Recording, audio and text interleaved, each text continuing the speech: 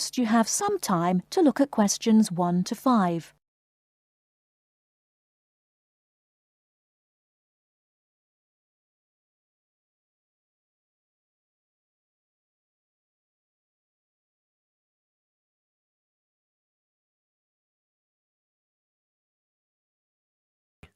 Listen and complete the notes about 2 people who work at ESCO Engineering.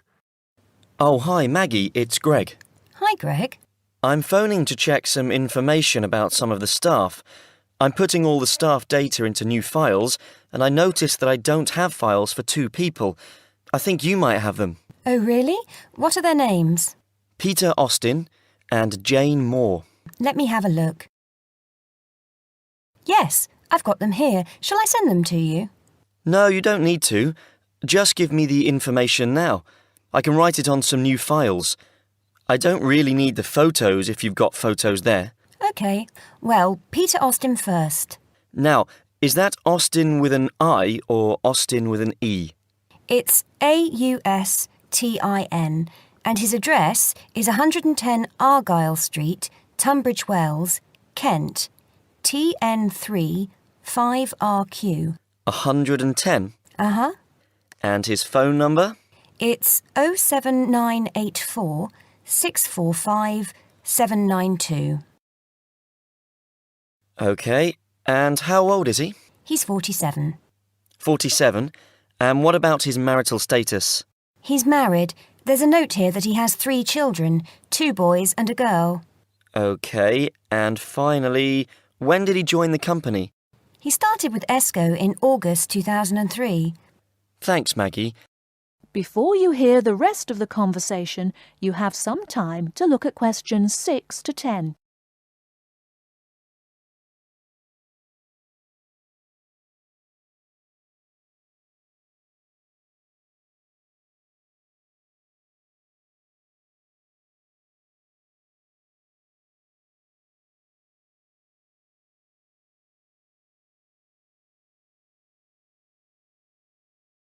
Now listen and answer questions 6 to 10. Now, what about Jane? Her name's Jane Moore, that's Moore, and her address is 72 Cedar Road, Crowborough, Kent, CR3 5RQ. CR3 and what, sorry? CR3 5RQ. And how do you spell cedar? CEDAR. Her phone number is 07984 650 396. 07984 650 396. Yes. Now, she's 22 and she's single. OK.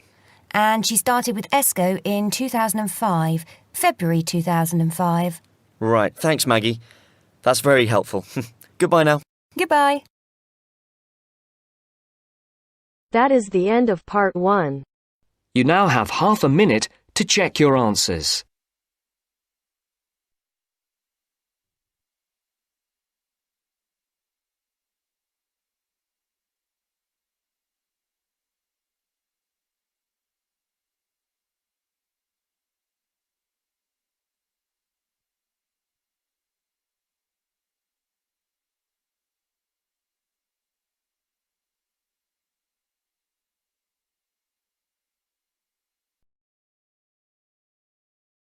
Now turns to part 2. Part 2. First, look at questions 11 to 14.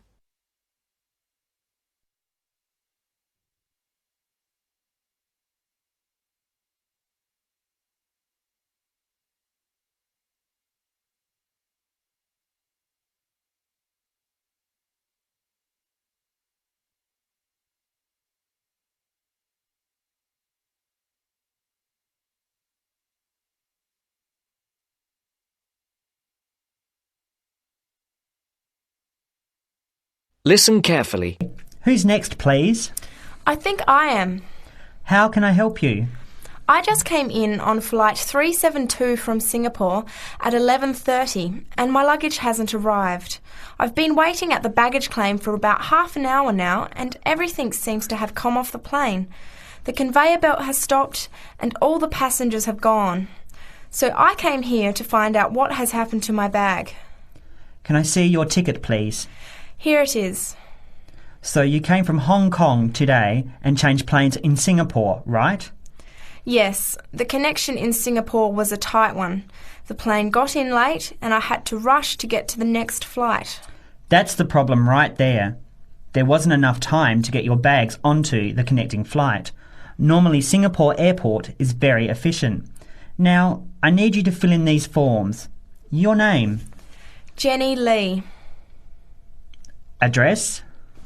I guess you want my address here. I'm staying with relatives. Just a minute, I'll have to look it up. It looks like 583. No, it's 533 East 67th Street in Riverside. Do you have the phone number there? Yes, I do. It's 93014269. So you came in on Qantas Flight 392. Do you know the number of the flight out of Hong Kong? Let me see. I think it was Cathay Pacific 900 or something.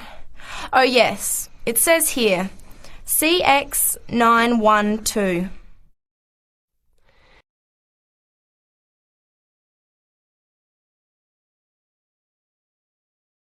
Before the broadcast continues, look at questions 15 to 20.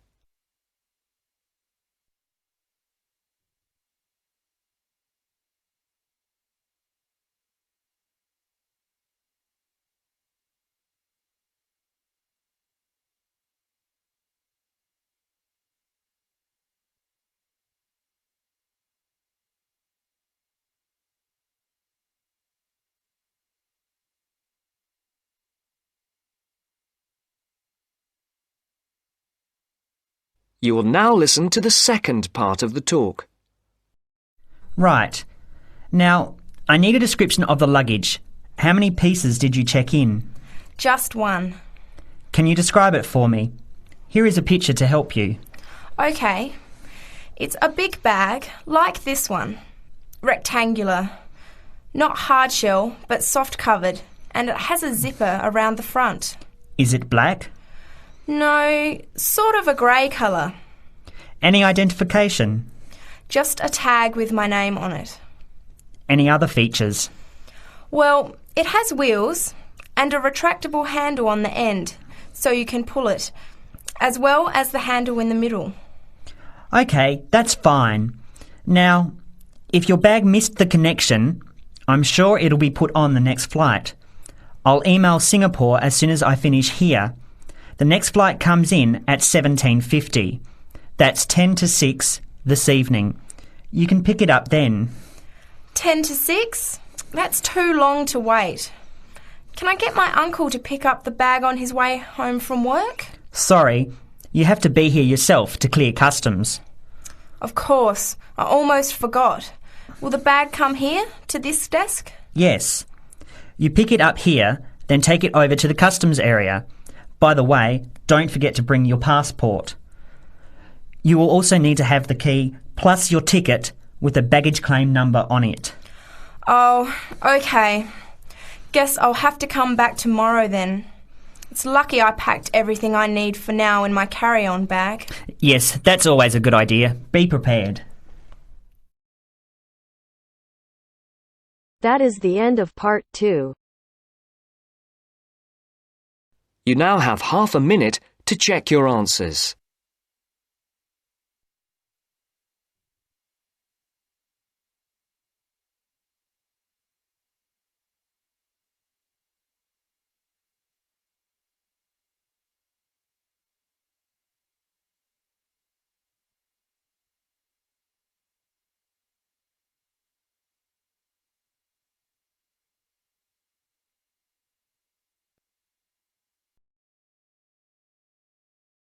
Now turns to part 3. Part 3. You will hear a business studies student called Sam talking to his tutor about an IT project he is going to do for a local company called Turner's. First, you have some time to look at questions 21 to 26.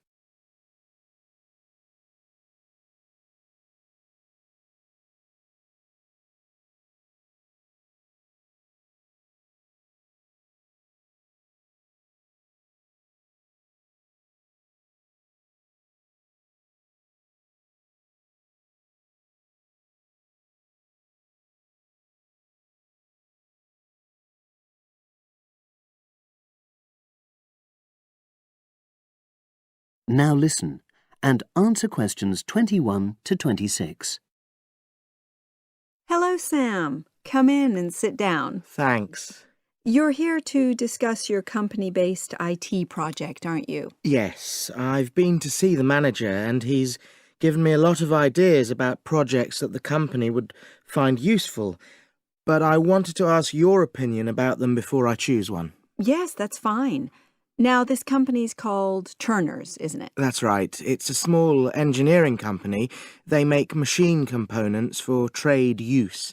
They're well established. They started in 1976, but they're a bit old-fashioned. Okay. And what kind of projects did Turner's suggest you could do for the company? Well, they want some improvements made to their customer database. The one that they've got at the moment isn't very useful in some ways. I had a quick look at it.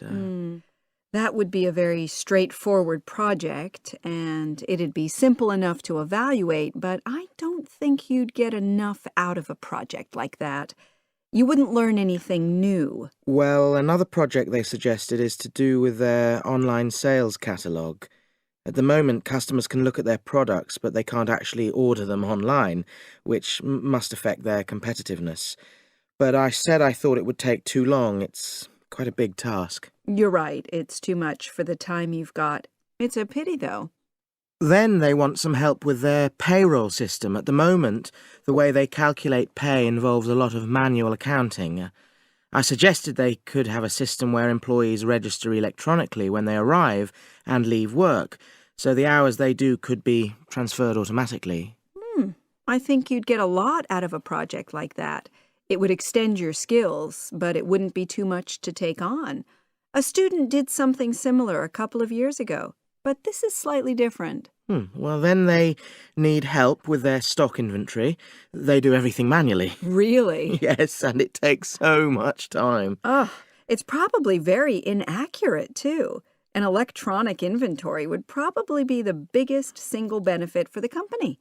I'm surprised they haven't had it done before. I know. Then they wanted to improve their internal security.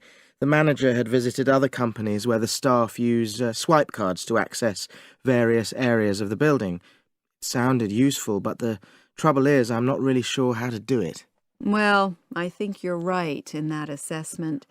At the moment, it's probably a bit beyond your level of knowledge. Is that all? Just one more. Customer service. They want to be able to collect feedback from their customers in a more systematic way. At the moment, it's a bit of a mess, and they probably lose business as a result. Would that involve you going to see customers at their own premises? Because in that case, you might have to do a fair amount of traveling, and that would incur expenses that haven't been agreed with these companies. I never thought of that. Well, it might not be a problem, but it's something that needs clarifying. Well, I hope that's been helpful in narrowing down the options. Yes, it has, thanks. I'll be able to make a decision now. But while I'm here, can I talk to you about coursework? Sure. Now you have some time to look at questions 27 to 30.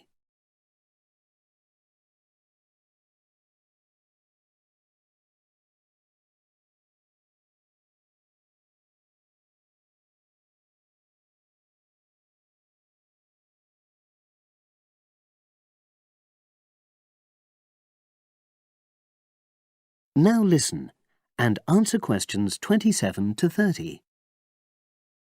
I'm not very happy about the way our group assignment is working. There are some problems. Oh, dear. Are people just not getting on with each other? That's the worst thing. Actually, we're all friends. It's not that. But when we're having a discussion about the assignment, one or two people end up doing all the talking and the rest don't say anything. It's a bit frustrating because we need plenty of debate. Well, that's a common observation. You're studying in a group with people from all over the world, and you all have your own ways of participating. In some places, students are more used to listening than talking, and vice versa. I suppose you're right. I'll try to remember that.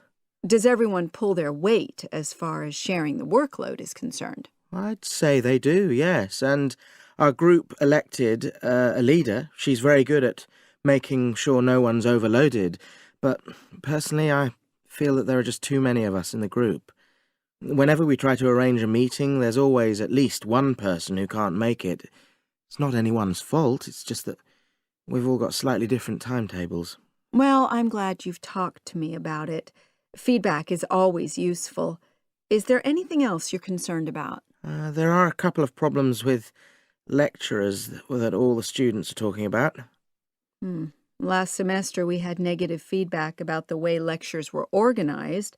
There were several occasions when the wrong room had been booked or the same room had been booked twice, that sort of thing. Is that still a problem? That hasn't happened at all as far as I know. Oh, good. It's sorted out then. But I don't know the reason, but some of the staff often turn up late, so we miss 10 or 15 minutes of our lecture time. It might be because they've been copying handouts for students. I think there's a queue for the machine sometimes. Well, I'll look into that. Thank you for telling me. Anything else? The other thing is that it can be very difficult to get to see a lecturer individually. They're all very supportive and friendly when you do manage to find them, but often they're not in their office, even at times when they're meant to be available for consultation. Okay, that's helpful. Now, before you leave,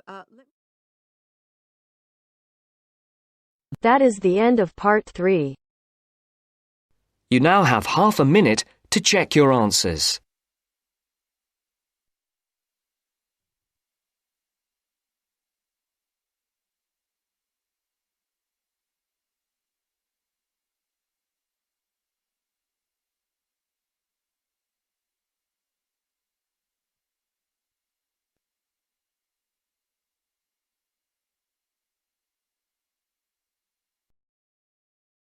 Now turns to part 4. Part 4. You will hear a talk given by Dr. Miranda James. First, you have some time to look at questions 31 to 35.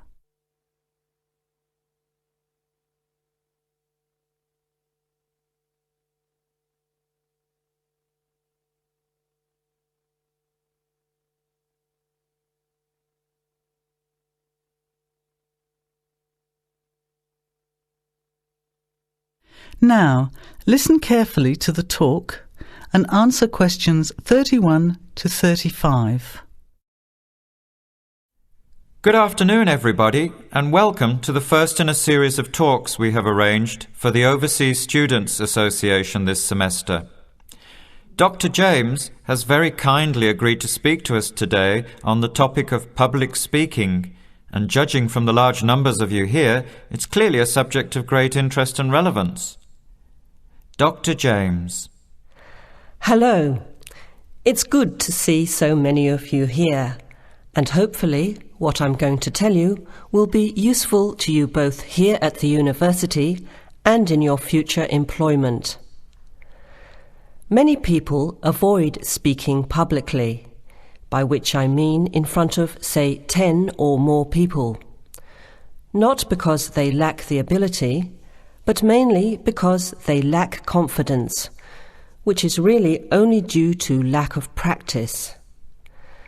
Today, as a consequence of the influence of television, audiences expect speakers to be relatively brief and to the point, in addition to being well-informed and interesting or entertaining.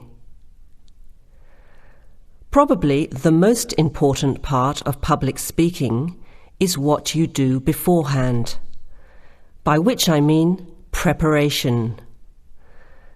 This includes practical details, such as knowing precisely what your topic is and exactly how long you are expected to talk for. You should also plan the content thoroughly. A good strategy is to write out the content as you intend to say it, and then make brief notes, preferably on small cards, which you use to talk from.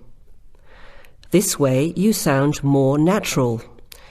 You incorporate pauses while you look at your notes, and you can then look at your audience while you are speaking. Never read your speech without looking at the audience. Eye contact is a very important part of communicating with an audience. So deliberately move your head and look around at your audience. Pauses are important, as most people, when they are nervous, tend to rush through their speech. Now you have some time to look at questions 36 to 40.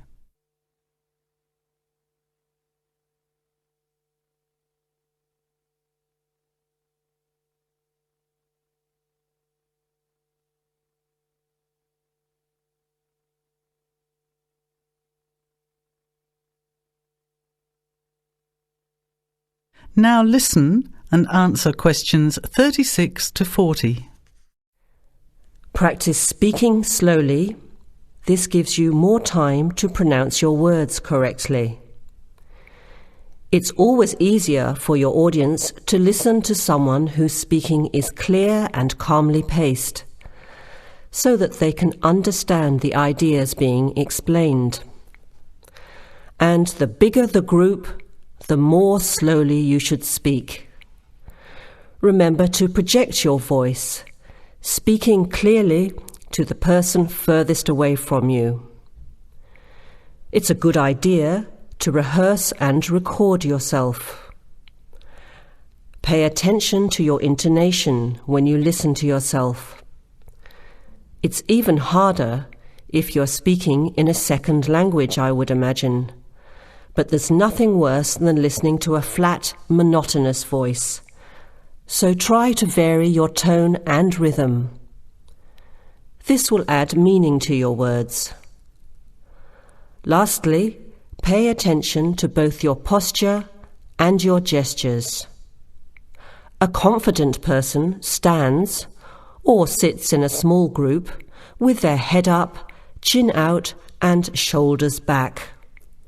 Try to avoid scratching or fiddling with your hair or beard, or pens, jewellery, and so on. These movements can distract and irritate your audience. Yet you may be unaware of them yourself.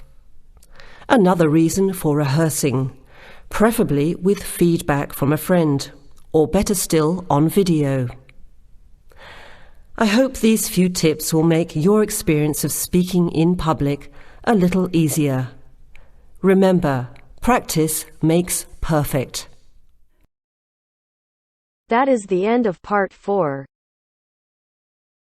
You now have half a minute to check your answers.